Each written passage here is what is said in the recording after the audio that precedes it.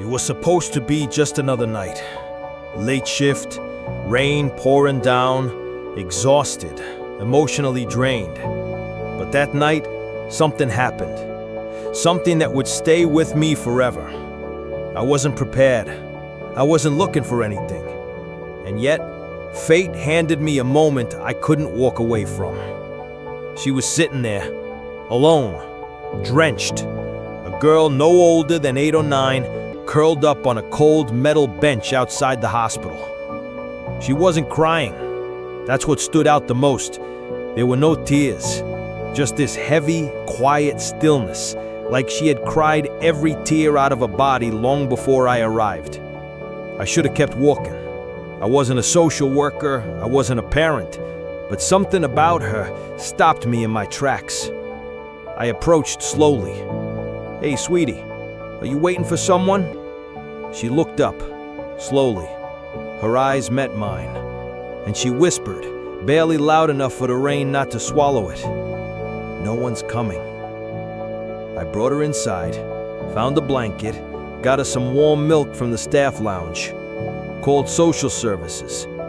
They said they'd come in the morning. Until then, she'd have to wait. So I sat with her, in silence. 2 strangers, 1 bench, 1 storm outside. She didn't ask questions, didn't complain, just sat with her tiny hands wrapped around the warm cup. Around 1:30 a.m., her head slowly leaned against my shoulder. I was about to shift when she whispered something again, something I will never forget. So soft, so broken, so terrifying. "Please don't sell me." I didn't react at first.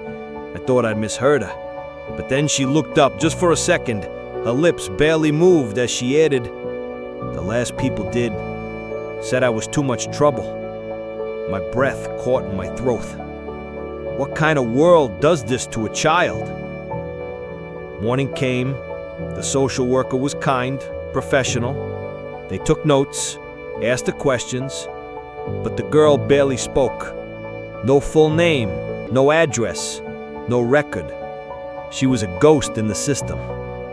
They offered to take her to a shelter, but before she left, she turned to me, eyes wide, bottom lip trembling, and asked, "Can I go with you instead?" Everything inside me screamed, "This is not your responsibility." I wasn't ready. I lived alone. I had bills. I had my own problems. But I looked in her eyes, and I realized she wasn't asking for a savior. She was begging for a chance. I said yes. I set up the guest room, bought a small bed, blankets with cartoon patterns. She didn't care about the toys or clothes. She only wanted to know, "Will you lock the door at night?" I said no. She smiled. But still, every night for the first few weeks, she kept the shoes right beside her bed, always ready to run. She never raised her voice, never asked for anything, except once. She asked, "Do you have rules like the man before?" I said softly, "Only one. You're safe here." She began to open up. She liked drawing, especially houses, always with big windows, always with 2 people holding hands. She loved pancakes.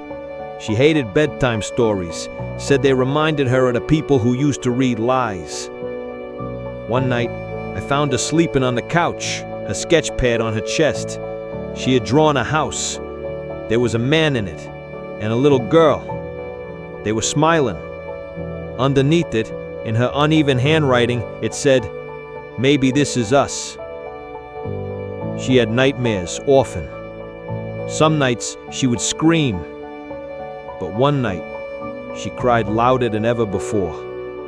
I rushed in, turned on the light.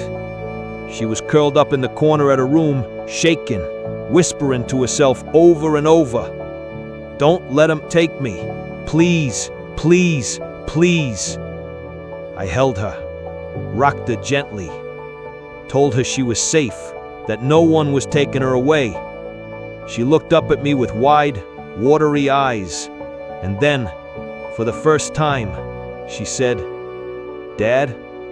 I nodded through tears. "Yes, baby girl." "Promise?" "I promise." It wasn't easy. Paperwork, interviews, court visits, but I didn't back out. I wasn't saving her. She was saving me. The day I signed the final paper, she ran into my arms and whispered again, "I'm real now." She's older now. She laughs freely, draws in color, leaves notes that say, "You're the best dad ever." But some nights, when the house is quiet, I'll hear her stir in her sleep, and she'll whisper the same thing she said on that first night. "Please don't sell me." I can't forget that whisper. I never will. Because it's a reminder that somewhere out there, another child is whispering the same thing. And maybe they're waiting for someone like you to listen. If this story touched your heart, please like, share, and subscribe. Your support helps us bring more real stories to light. Drop a comment and let us know where you're tuning in from. And remember, kindness doesn't need perfection. It just needs presence.